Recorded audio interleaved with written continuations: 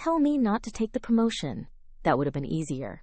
Clearer. At least then I could have looked directly at the thing breaking and called it by name. Instead, Owen did what careful people do when they want your sacrifice without wanting to sound like the person asking for it. He asked questions. Reasonable ones. Measured ones. The kind that make you feel dramatic for noticing how much quiet pressure they contain. How often would you be gone? Who else would be there? Why did it have to be you? Was this really the kind of life you wanted? By the third night of that conversation, I realized none of his questions were actually about logistics. They were about whether the version of me he loved still worked once I stopped fitting neatly inside the life he had already pictured. The offer came on a Wednesday afternoon just after 3. While I was still at my desk pretending to focus on quarterly reports I had already finished twice, my director asked if I had a minute. Nobody says that with that face, unless something is changing. I followed her into the small conference room with the frosted glass wall and the plant nobody watered consistently enough to keep alive. She closed the door, smiled, and slid a packet across the table. Regional Strategy Lead. I had read the title 3 times before the rest of the words started behaving. It came with a salary jump big enough to matter, a better bonus structure, and the kind of internal visibility people keep pretending is not political until they realize they need it. It also came with travel. Not constant travel. Not glamorous travel. Not the kind of life that turns into an airport montage. 4 site visits a year, usually 3 or 4 days each. A few planning meetings. 1 annual retreat. When my director said it out loud, it sounded almost laughably manageable. "You're the obvious choice," she told me. "We've been building toward this for a while." That sentence did something to me. Because some people are praised all the time. And some of us spend years learning how to function on hints. A good job here. A little more responsibility there. A project quietly handed to you because everyone already trusts you to carry weight without needing a parade. I had been at the company for 6 years. Long enough to know what it meant when leadership stopped testing whether you could do more and started assuming you already were. I called my older brother first. Then my best friend Naila. Then, after sitting in my car for almost 10 minutes, with the packet in my lap and my heart acting strange, I called Owen. He answered on the second ring. I could hear traffic behind him and the familiar clipped tone he got when he was walking home from the train. "What's up?" he asked. I smiled before I even spoke. I got offered the regional lead role. There was a beat, then another. "That's big," he said. "Not cold, not warm either. Just careful." I told myself I was imagining it. People are allowed a second to catch up. Not everybody performs excitement the way I do. So I kept going. I told him about the raise, the expanded scope, the fact that they wanted an answer by Monday. Then I mentioned the travel. He said, "Oh, 1 syllable, soft, almost nothing." But sometimes almost nothing is where the entire story turns. That night, I picked up noodles on the way home from work because celebration felt too small a word for what I was trying to do with my body. I wanted salt, heat, and the illusion that joy can be made steadier by giving it a container. Owen was already in the kitchen when I got there, leaning against the counter with one of the mismatched tumblers we always meant to replace. Our apartment was the kind of place couples call temporary for so long it starts sounding like a philosophy. 2nd floor walk up. Radiator hiss in winter. 1 window in the living room that made every sunset look more expensive than the neighborhood actually was. We had lived there together for almost 2 years. Long enough to merge routines. Long enough to buy groceries without texting. Long enough to say things like, "next summer," and "when we finally move," as if the future had already agreed to our grammar. He kissed my cheek, looked at the takeout bag, and said, "So, tell me everything." I did. This time he smiled in the right places. He said the raise was incredible. He said he was proud of me. He even laughed when I told him I almost cried in the conference room and pretended I had something in my eye. For maybe 15 minutes, I believed the night was mine. Then he asked, "So how much travel are we actually talking about?" We. That word matters. Sometimes it means tenderness. Sometimes it means someone has already decided Your private decision must survive their comfort check before it can become real. I told him. 4 trips, probably spread across the year. A week here, a few days there. Nothing constant. He set his fork down. That's more than you made it sound on the phone. I blinked. It's literally what I told you. 4 trips is a lot. It's 4 weeks total. Maybe a little less. He leaned back in his chair and gave the kind of slow nod people use when they want to look rational while saying something loaded. I guess I'm just trying to understand why a job needs that much from you. That was the first real cut. Not because it was loud, but because of what it assumed. As if the company's interest in me was suspicious. As if my advancement needed defending. As if the opportunity was taking something unreasonable instead of recognizing something already proven. I asked what he meant. He shrugged. I don't know. It just feels like a lot for one position. And honestly, I thought we were building toward a more stable life. A more stable life. The phrase sat between us like a legal document with one dangerous clause hidden in the middle. Because to me, stable meant better pay, more security, more choice, a chance to stop calculating every big purchase against 3 hypothetical emergencies. To Owen, I was starting to understand. Stable meant accessible, predictable, nearby, available for the exact shape of togetherness he preferred. I said, it is a more stable life. Financially, professionally, every way that matters. He looked at me for a second and said, not every way. That might have been the moment everything changed. Not because the line was cruel. Because it was honest in a way he probably did not mean it to be. What he meant was, not in the way that keeps me comfortable. I wish I could say we had one dramatic fight, and that was that. We didn't. What we had was worse. In the way slow things are sometimes worse. A 3-day negotiation where every sentence looked reasonable on its own. And all of them together formed a cage. The next morning he texted me a long message while I was at work. He said he had been thinking. He said he wanted to be supportive, but he needed me to understand that relationships require trade-offs. He said he worried I was being dazzled by the title. He said he had always imagined we were moving toward marriage, kids, and a life with more rootedness than airports. Then he wrote the line I screenshotted and stared at in the bathroom stall during lunch. I just don't want your ambition to create a life neither of us actually wants. Neither of us. That phrase did the same thing all over again. It took my future, held it at arm's length, and relabeled it as a mutual problem. Nyla called me after work. I read her the text.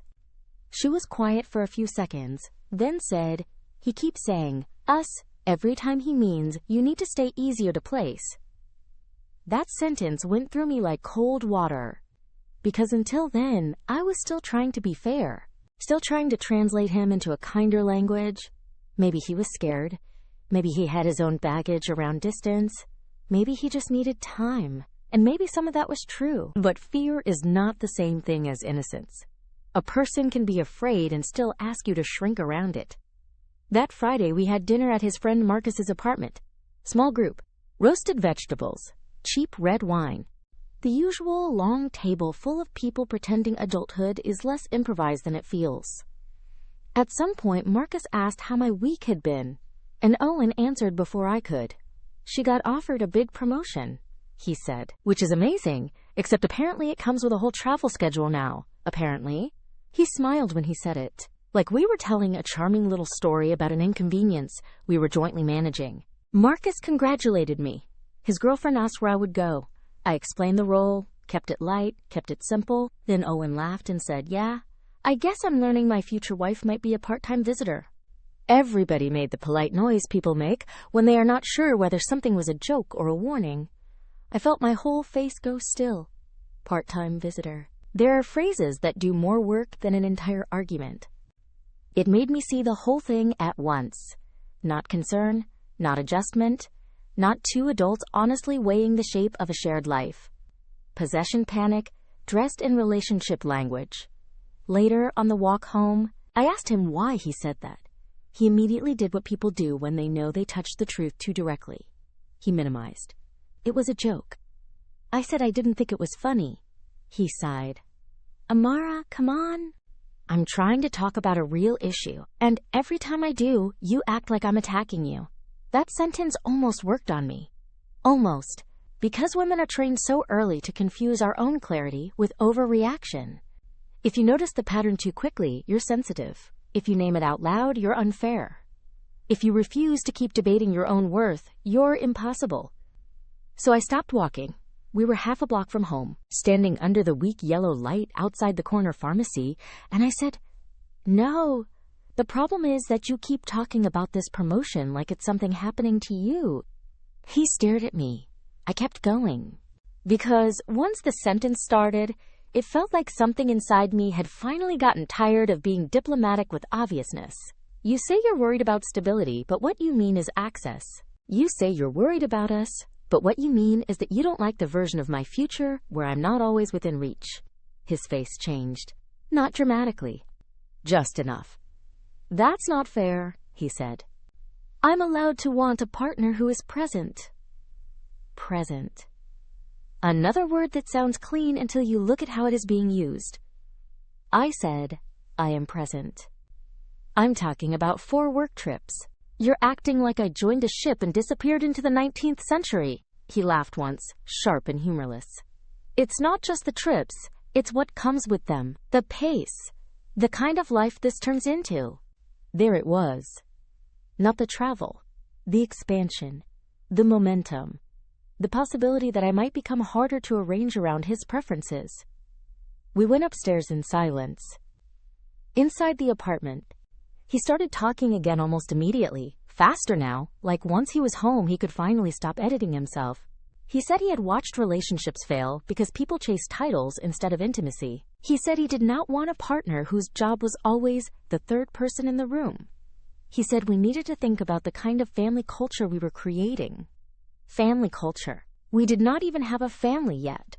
Just one apartment, a joint streaming password, a basil plant we kept almost killing, and a man trying to use imaginary future children as leverage against a real present opportunity.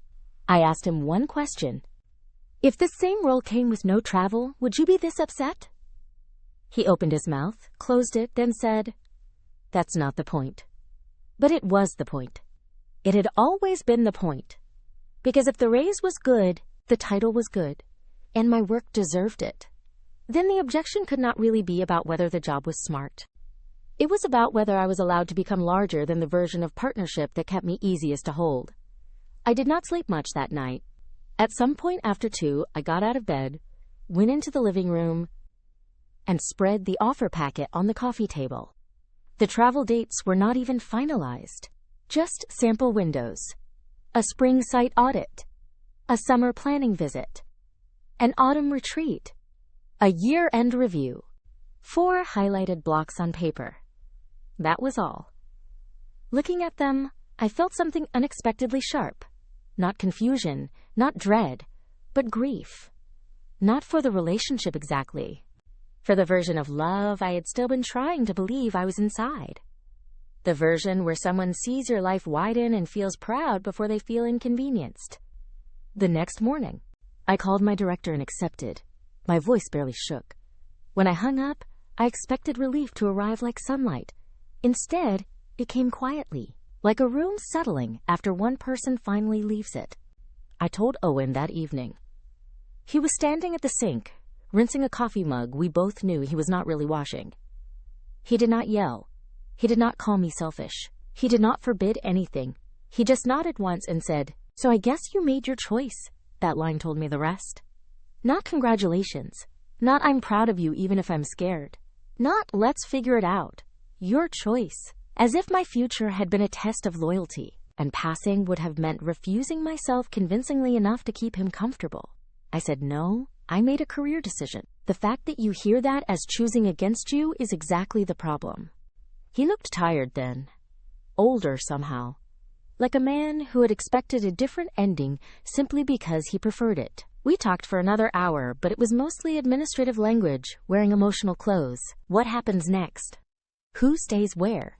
Whether we are taking space or ending things. By the time the conversation was over, I knew the answer, even before either of us said it plainly. Some relationships do not end because two people stop loving each other. They end because one person's growth reveals the terms the love had been resting on all along. I moved out 6 weeks later, a week before my first trip. The city itself was unremarkable. Hotel carpet. Conference room coffee. A river walk full of people speed walking through business casual weather. But on the second morning, I woke up before my alarm, looked at the dark window, and felt something I had not expected to feel so soon. Ease. Not because heartbreak was over. Not because loneliness had politely excused itself. Because I was in a life I had chosen without asking permission from the person most invested in calling it too much. People still ask sometimes whether the promotion was worth losing the relationship. I never know how to answer that cleanly, because the promotion did not take the relationship away. The promotion revealed it. It revealed how quickly support became suspicion once my future stopped being fully portable. It revealed how often partnership was being used to mean negotiated smallness. It revealed that the person I loved could imagine marrying an ambitious woman, but only if her ambition stayed decorative. The comments in stories like this always split the same way. Some people hear travel and think compromise. Others hear the tone underneath it and recognize containment immediately. I understand why.